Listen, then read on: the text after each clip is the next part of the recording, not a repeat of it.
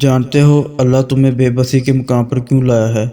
تاکہ تم اللہ سے رجوع کرو اور یقین سے مانگو۔ جب تم دعاؤں پر یقین کرنا سیکھ جاؤ گے تو ہر چیز جو تمہیں ابھی ناممکن لگ رہی ہے وقوع پذیر ہونے لگے گی۔ جو چیز نصیب میں نہیں ہے وہ بھی تم پا لو گے۔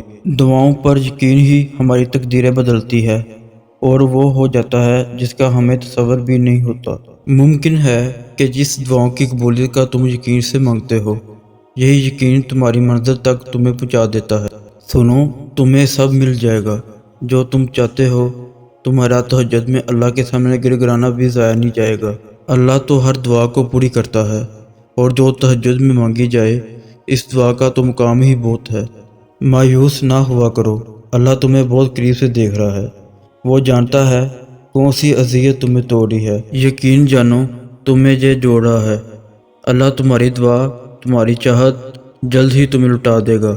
اگر تمہارا دل بار بار تم سے اس بات پر لڑتا ہے کہ ابھی ہار نہیں ماننی، ابھی تو اور بھی شدت سے اللہ پر یقین رکھنا ہے، ابھی آسمانوں سے دعاؤں کی قبولیت اترتی دیکھنی ہے، ابھی تو کن فیا کن کی خوشبو محسوس کرنی ہے، تو جان لو اللہ کی طرف سے ہمت آ گئی، بہت جلد معجزہ بھی آنے والا ہے۔